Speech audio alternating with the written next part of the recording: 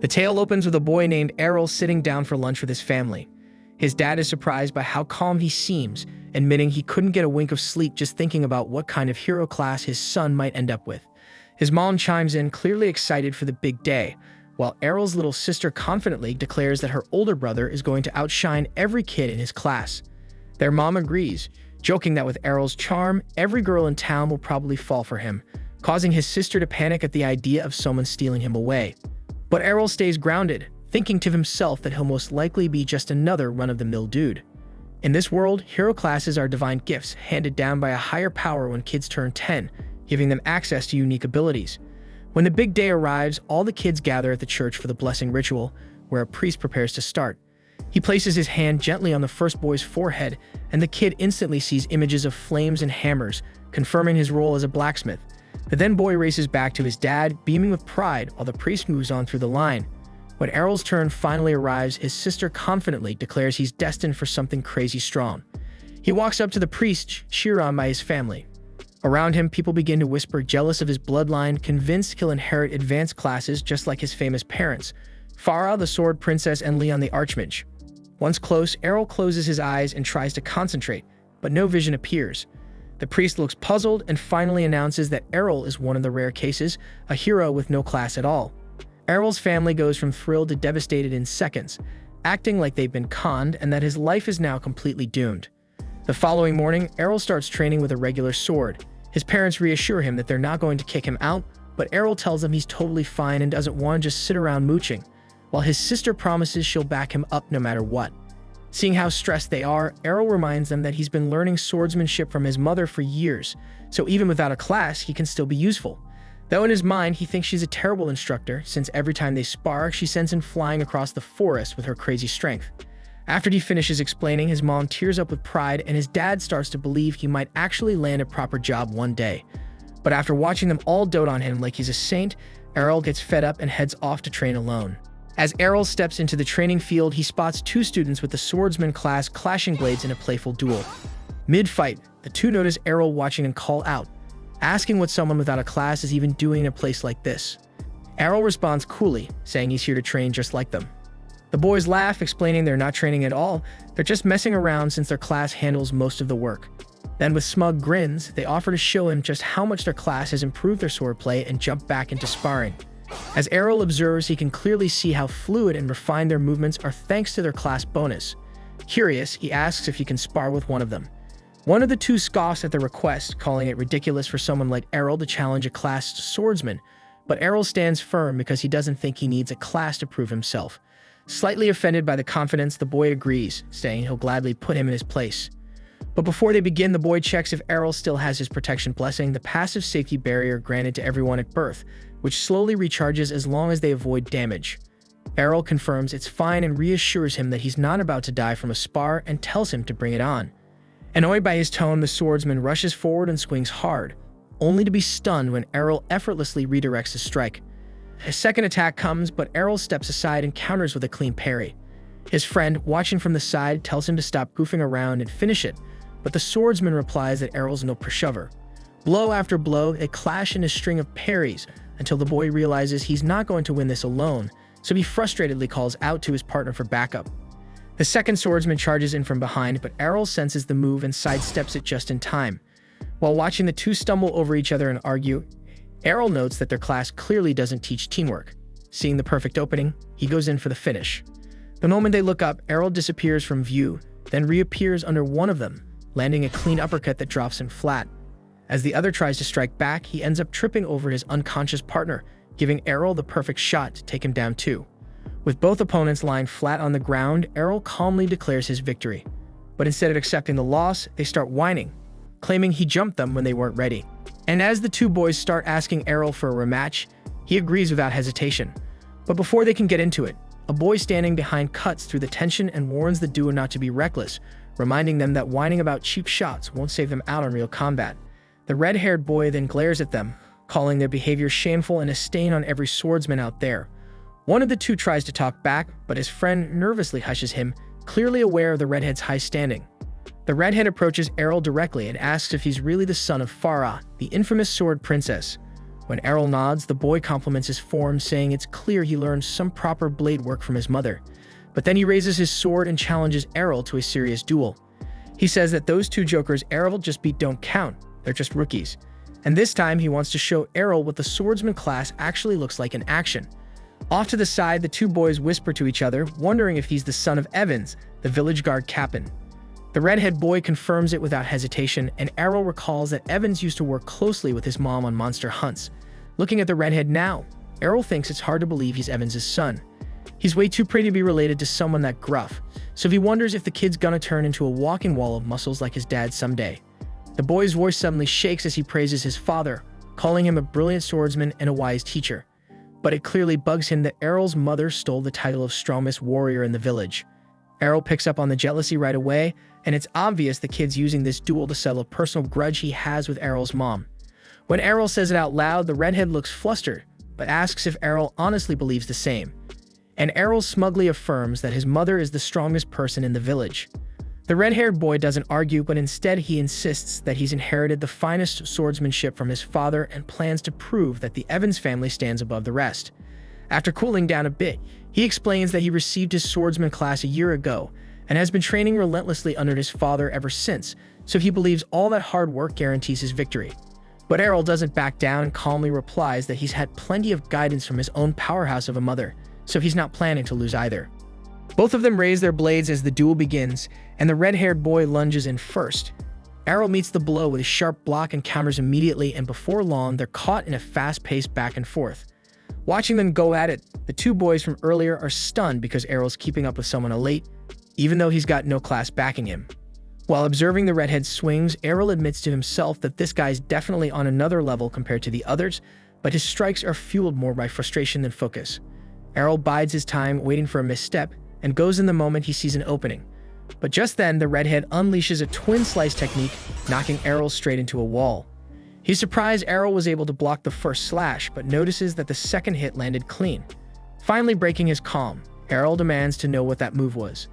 The boy explains that it's a special swordsman class skill, one that a classless fighter can't fully block. Still, Arel brushes off the pain, convinced that with enough training, he can learn how to stop it. Hearing his resolve, the redhead can't help but respect him, praising his stubborn resilience.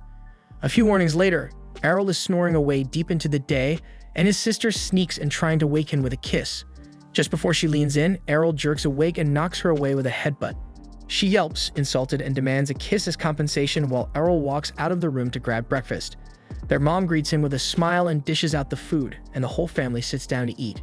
His sister asks if he's off to train again, and when he nods, she gets visibly annoyed, telling him to take a break and just let her support him for once. Arel doesn't respond, gets up silently, and heads out.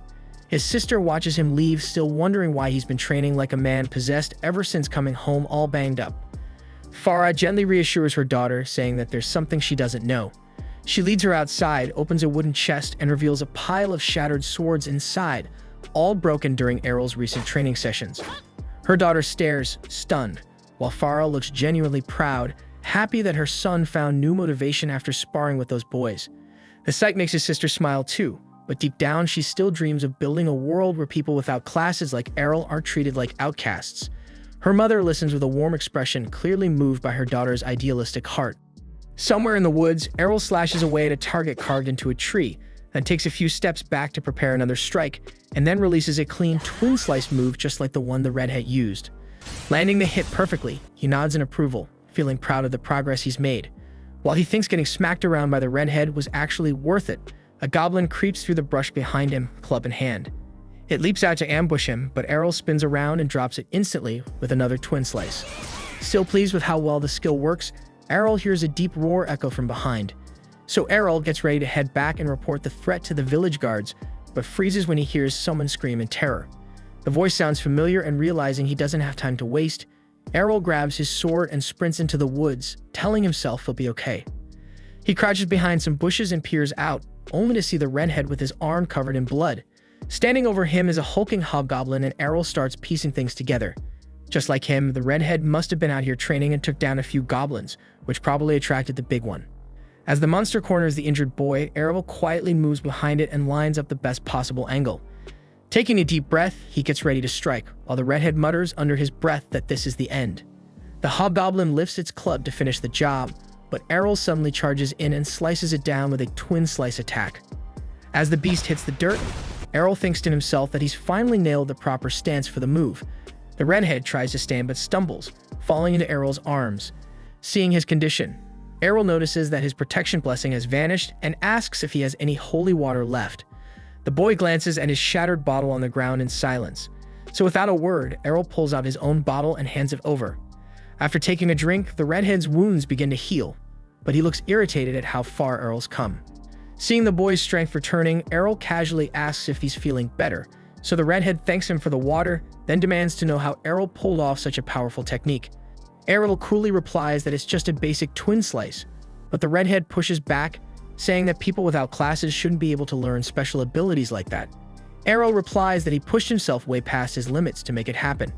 The redhead looks puzzled, so Arel explains how he broke down the rhythm, timing, and movement until it clicked.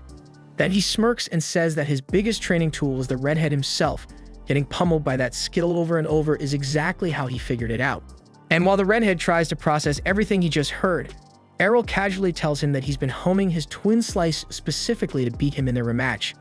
The redhead, clearly impressed by the dedication, agrees to take him on. Arel double-checks if he's really up for it, but the boy insists because it's the least he can do after getting saved and patched up by him. Arel blinks, surprised he actually understands how to return a favor, and the boy glares back, clearly offended by the implication. Soon they both draw their swords again and open the match by launching Twin Slice at the same time. The redhead is stunned when Arel blocks both of his strikes and then gets smacked by a follow-up attack. Confused, he demands to know what just happened, so Arel calmly replies that he threw in a third slice. The redhead glares at him and reminds him that it's called Twin Slice for a reason, but Arel shrugs and says that since he didn't inherit his skill from a class, he can tweak it however he wants. He also admits that this was the first time he managed to land that third strike properly, which only frustrates the redhead further. Thinking a class swordsman should never lose to someone like Arel, the redhead challenges him again to prove it. They ready their blades once more, and the redhead, now composed, plans to use his speed advantage to win. When both charge in again with Twin Slice, the redhead keeps his eyes open for that sneaky third strike, but even expecting it isn't enough. The extra hit still breaks through his defense and knocks him flat. Arel holds his sword to the redhead's chest and tells him this outcome was pretty much guaranteed. Grimacing, the redhead asks why the final hit is so quick, so Arel smirks and says he learned it from watching him. He explains that by slowing down the first two strikes just slightly, he loads all his strength into the third, turning it into a surprise finisher. Frustrated and feeling completely outmatched, the redhead clenches his teeth in defeat while Arel walks off, calm and victorious. A few days later, during dinner with his family, Fara casually brings up that Evans's son has headed off to train in Brescia. The name catches Arel off guard and he asks what Brescia is, so his mother explains that it's the legendary city of swords, and she herself trained at one of its top guilds before getting married. Hearing that, Arel's eyes light up with excitement, already imagining how far he could go if he trains there too, as a classless fighter carving his own path. 5 years have passed, and we see the grown-up Arel riding toward Brescia city aboard a carriage. As they pass through a wooded area, the driver informs the passengers that they'll arrive soon once they climb the upcoming hill. A woman seated among them turns to the others and asks if they're all heading to the same destination. A gruff barbarian swordsman responds curtly, and she questions why he's so hostile. He points at her skimpy outfit, clearly annoyed, so she explains that minimal clothing boosts her effectiveness as a dual-blade fighter. The two swordsmen quickly start arguing, tension rising, while the driver chuckles and comments on how strong advanced classes are supposed to be. Suddenly, the carriage grinds to a halt as a swarm of wild orcs blocks the path ahead. The driver challenges the two fighters to show off their skills, but their boldness vanishes in an instant when the Orc King rises. A terrified noblewoman clings to the barbarian boy's arm, but he shoves her aside and bolts. The girl runs too, and the driver, seeing the chaos, also turns to flee. But Arel steps forward without a word and charges straight into the pack of orcs. He begins slicing through them with clean precision, and the driver spots him using a blink dash technique. Yet as the monsters close in from all sides, the driver figures there's no way Arel makes it out. Then in a blur, Arel spins like a cyclone and cuts down the entire horde, while everyone stares in disbelief. The driver immediately recognizes the move. It's Blade Dance, the iconic ability of the legendary sword princess. He's baffled and wonders how Arel can use that because it's supposed to be exclusive to female classes. Right in front of him, Arel dodges the Orc King's massive weapon, flips over him mid-air, and plunges his sword deep into the monster's skull, dropping it instantly. Once it's over, Arel calmly walks back and tells the driver to continue toward Brescia. When he mentions he's heading there to grow stronger, the driver can't believe what he's hearing, saying Arel's already ridiculously powerful. Then an excited young man asks Arel what class he belongs to, and everyone is stunned when he says he doesn't have one at all. We then flash back 5 years earlier when Arel showed his mom the twin slice technique he picked up from the red-haired swordswoman. She thought she was dreaming, but Arel explained that he'd been learning combat skills even without a class. Then he asked her to teach him the sword princess techniques before heading off to train in Brescia, and his mother gets overwhelmed with pride and immediately starts bragging to everyone in the family about her son's impossible talent. Arel's dream comes to an abrupt stop when the carriage driver shakes him awake, announcing their arrival in Brescia. As Arel steps out, he notices swordsmen all around, many of them wielding the aura of seasoned veterans. Curious, he asks the driver about his class, but the man plays it off, claiming he's just a regular man. Arel doesn't buy it, pointing out how accurately the driver recognized his sword abilities, so clearly he's got skills. Cornered, the man admits he's actually a high-ranking holy knight. Arel then asks why someone like him is chauffeuring carriages, and the driver explains that whenever he grows weary of battle, he takes a break from combat by doing something simple like driving passengers around. Arel nods, appreciating the idea of taking time off from constant training. The driver then recommends that he join a sword guild as a starting point. He tells Arel that Brescia hosts frequent sword tournaments where he can earn some solid prize money. But guild membership is a requirement, so Arel agrees with the suggestion, feeling eager to test himself against elite fighters. The driver also cautions him that there are some sketchy guilds around, so he should choose wisely. Once they part ways, Arel turns toward the heart of the city.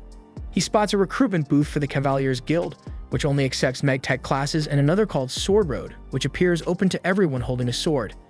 Out of nowhere, a girl rushes up and lunges to hug him, but faceplants hard when Arel effortlessly steps aside without even looking. Shocked, she wonders how he dodged her so easily and figures he must have exceptional perception. Arel's a bit lost, unsure who she is, when she immediately asks if he's looking to join a guild. He nods and she launches into an enthusiastic pitch for her brand new guild. She even pulls out a contract for him to sign, but he silently walks off. She grabs his belt to stop him and demands to know why he's leaving. Arel tells her she looks way too damn desperate and assumes her guild must be weak as hell if they're begging for members. She pretends they're part of a famous elite guild, but Arel isn't falling for it and brushes her off. She quickly introduces herself as Lilia and, in a last-ditch effort, promises to go on a date with him if he joins. Arel flatly tells her he's not interested, leaving her stunned. He walks off thinking she reminds him of his little sister, cocky attitude, flat as a board. Arel then asks Lilia which guild is considered the most powerful in Brescia, and she instantly fumes at his lack of respect. After taking a deep breath to compose herself, she tells him that the top guild is Black Blade, known for having 8-rank swordsmen. She gives him directions to their massive base, and Arel makes his way over. At the entrance, a guard steps forward and asks his business. Arel replies that he wants to join, and the guard directs him toward the application area. Arel heads that way and waits in line for registration. When it's finally his turn, the receptionist informs him that the guild only accepts applicants with advanced combat classes. Arel responds that he doesn't have a class, and the receptionist bursts into laughter before bluntly telling him to leave. The people standing nearby start murmuring about him. Arel tries to ask if he can at least take the entrance test, stating he's confident in his strength. But the receptionist refuses, insisting the rules can't be bent. Just then, several A-rank swordsmen walk in, lighting up the room, but Arel decides not to waste his time and walks out.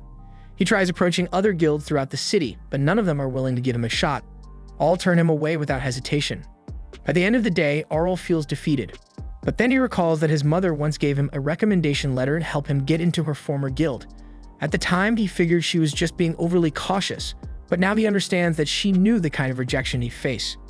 As Arel makes up his mind to head to her old guild, Lilia suddenly shows up again, but he brushes past her without saying a word. While he walks through the streets, she chases after him, pleading for him to join and help her revive her guild.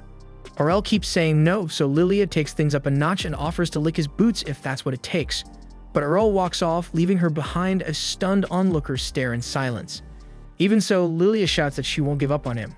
Eventually, Arel locates the guild's address, but Lilia catches up once more. She insists he's welcome to sign up and points to the huge building nearby.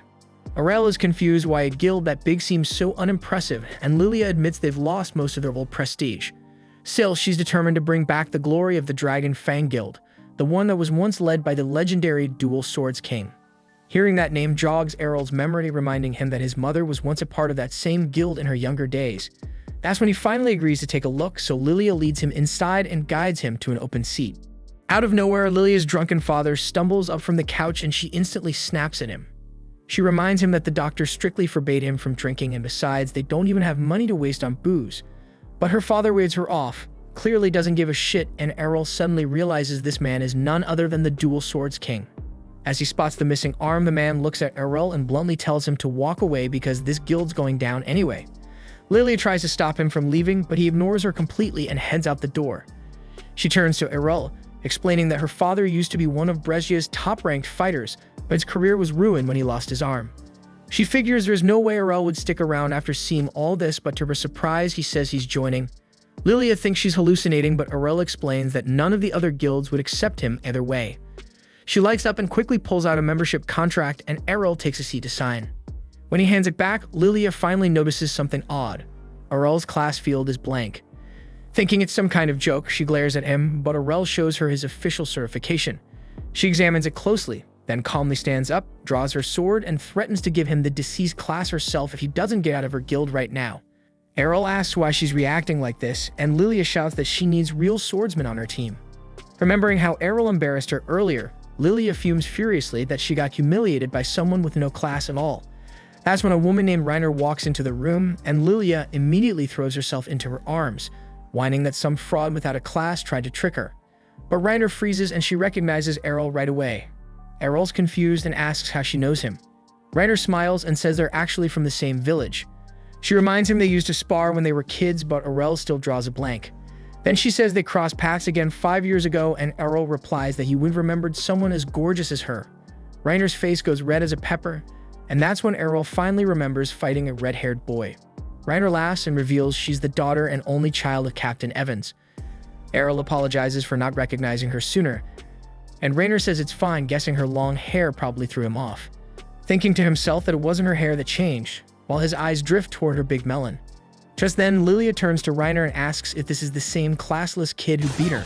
When Reiner nods, Lilia is stunned to realize it was him. Reiner, still a little sore about the past, says she's way stronger now and challenges Arel to a rematch, just like old times. The girls then escort Arel to the guild's training grounds, where Lilia can't believe Reiner is serious about dueling a guy with no class. But Reiner insists that Arel's strength is real, and she's determined to prove she can surpass him. Once they step into the arena, Lilia takes the role of referee and announces the start of the match. Reiner opens with a twin blade strike, and Arel assumes he can block it easily. But to his surprise, her attack slices clean through his attack and lands a hit on his body. Confused, Arel wonders how she managed to break his attack.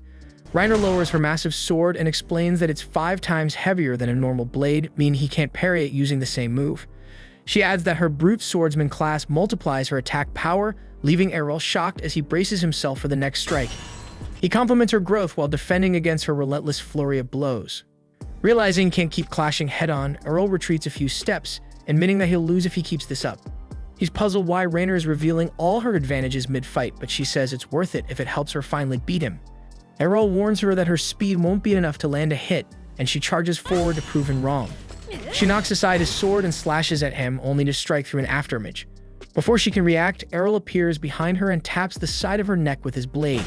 Shocked, Reiner demands to know how he dodged her attack, and Arel casually reminds her that what she hit was just a shadow. Her eyes widen as shadow is a technique reserved for supreme swordsmen. Determined, Reiner launches another assault, but Arel effortlessly slits past every swing, telling her the move isn't as mysterious as it sounds, it's just about moving fast enough. Reiner feels insulted by how casually he downplays it, but Arel adds that it took him a lot of work to reach that level. In an instant, he disappears again and lands another precise strike, only to notice his attacks bouncing off a glowing barrier. Reiner smirks and explains that power-type swordsmen gain enhanced defense along with their strength.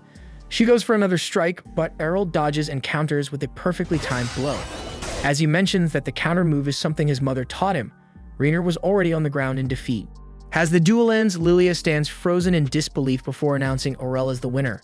Reiner feels crushed, frustrated that she still lost even after training so hard, while Arel compliments her technique and progress.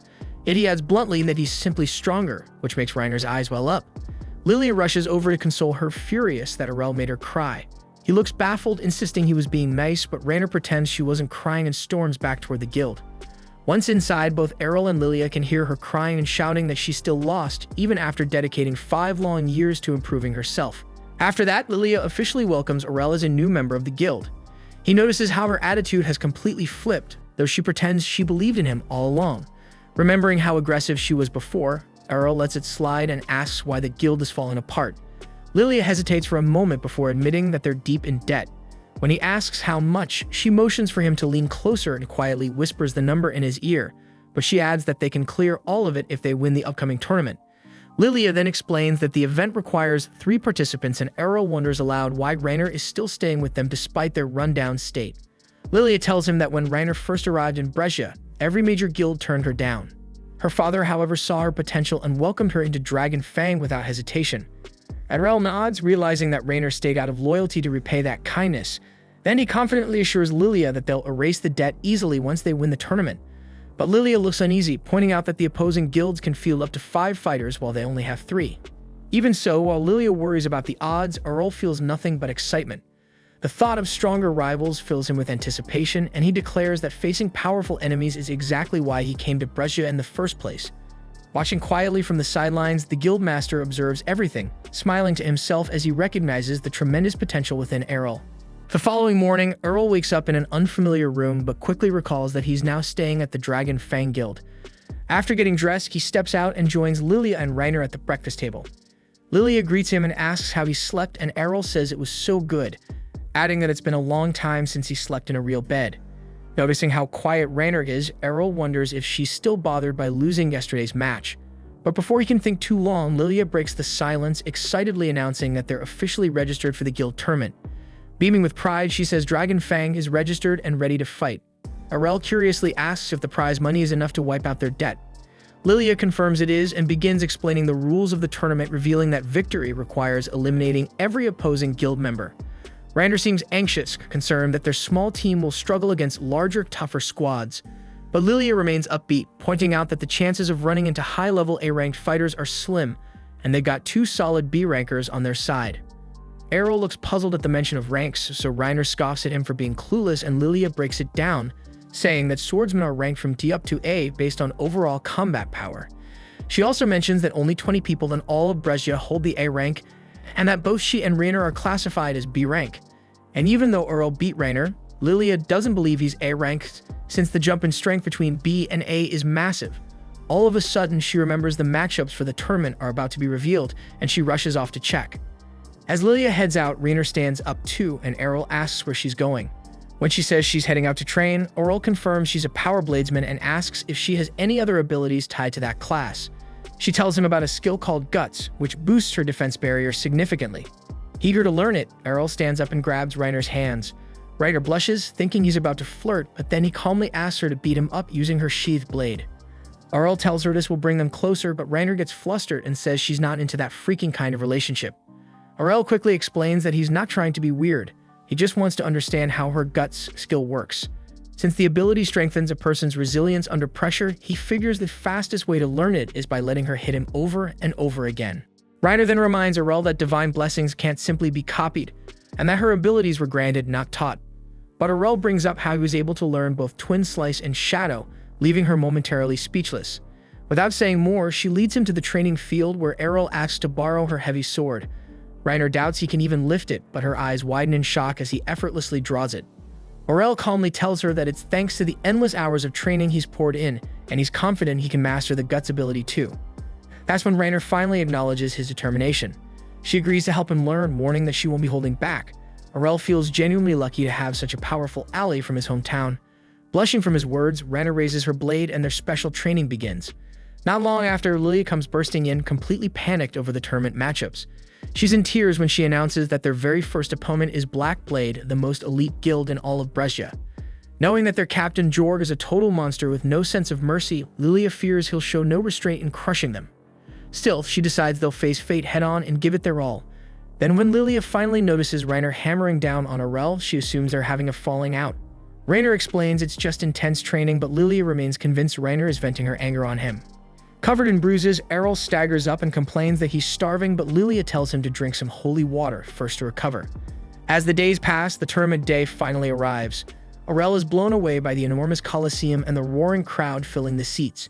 He then overhears some spectators chatting nearby, and they're excited to see two big guilds clash, but their money's on Black Blade, since nobody expects anything from the rundown Dragon Fang. Lilia grits her teeth, ready to snap, but Reiner stops her before she can cause a scene. Arel is surprised there's gambling going on, and Lilia suddenly grins darkly as she sees their odds are set at 20-1. Arel seems impressed by the number, but Lilia reminds him that it just means everyone expects them to get destroyed. Still, she thinks the outrageous odds are the perfect chance to make some quick money if they pull off a miracle and win. Knowing full well they're doomed if they lose anyway, Lilia confesses she went all in. She mortgaged her home and bet every last coin they had on Dragon Fang. Reiner nervously points out that they're more likely to lose, but Lilia shrugs, saying it's not like things can get any worse. Out of nowhere, Jord approaches and commends Lilia for defending her father's guild with such fire. He casually asks about the mysterious classless fighter she brought in, and Lilia immediately suspects he's being sarcastic. With a fake tone of concern, Jorg says it saddens him to see his old rival guild in decline. Then with a smirk, he claims he personally arranged their matchup because the crowd would love a battle between the former strongest and the current strongest guild. He even says he did her a favor, letting her profit off the betting odds. But Jorg can't hold back his laugh, knowing there's no way she'll defeat the elite team he personally handpicked. When Lilia firmly declares they'll win anyway, Jorg walks off, leaving her boiling with rage. Arel watches quietly, seeing right through Jorg's manipulative charm and empty compliments. Later, as the match time approaches, the announcer hypes up the event and the audience explodes with excitement. Arel observes that Jorg himself won't be participating and wonders if the guild master is showing mercy. Lilia quickly shuts that down, reminding him that Jorg's members are all A rankers, and Reiner agrees that they're definitely not pulling any punches. But that only makes Arel more eager to face off against high-level swordsmen. Shortly, the announcer announces the first fight, Black Blade's Geo versus Dragon Fang's Classless Arel. As Arel enters the battlefield, whispers ripple through the audience. People scoff, wondering why Dragon Fang would send someone with no class to be publicly embarrassed. Even Geo sighs and thinks that this fight is going to be a complete waste of time. As the match begins, Geo immediately teleports forward and stabs Arel with his sword. Lilia gasps in panic, but Reiner calmly says it's just a shadow clone. As the false image vanishes, Geo's confident smile begins to fade. He spins and thrusts again at the figure behind him, only for that one to dissolve as well. That's when he realizes there are now two more Arels standing across the arena. Thinking he can finish them all in one move, Geo charges up a blink dash and strikes, only to be caught off guard by a third version behind him. The three shadows all lunge at once, and Geo manages to destroy them, but it's too late. The real Arel emerges from beneath him and lands a clean hit, dropping Geo in a single blow. Crumpled on the ground, Geo struggles to understand how Arel summoned three illusions at once, but Arel casually explains that his mother can create 5 shadows without breaking a sweat. With the match over, the announcer calls Arel the winner, and the crowd erupts into cheers. Lilia jumps up, celebrating, while Reiner stares in disbelief that Arel just crushed an A-rank swordsman like it was nothing. As the medics carry Geo off the field, Arel reflects on how clean Geo's critical attack was and thinks that he still has a long way to go before he can replicate this skill. At the same time, the audience is left stunned, unable to believe that someone without a class could outperform an elite swordsman. As Jorg watches from a distance, silently clenching his jaw, the next round begins.